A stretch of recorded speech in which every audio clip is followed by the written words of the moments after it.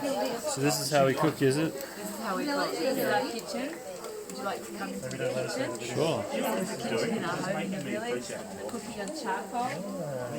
Fry something here. This is our sink. This is the back of the kitchen. This is the front of the kitchen. This is our pantry. Everything really. And that's it. That's what we do. So it's awesome. It's good. So we're going to cook chicken curry for the people here with coconut cream. And the guys are cutting chicken up, which they eat often, but it's good. Fantastic. We've got a production line happening here, and it's going to be good.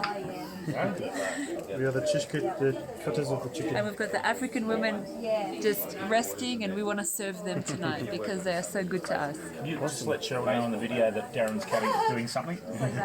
There you go, Cheryl. Your husband does know how to cut chicken. And what are we making tonight, Darren? Party, no. No, chicken curry. Chicken curry. Chicken Not why curry. you sit outside. No? I don't know, you said some African name. Oh, kachambari. Kachambari. So we'll show you the final result when it's done.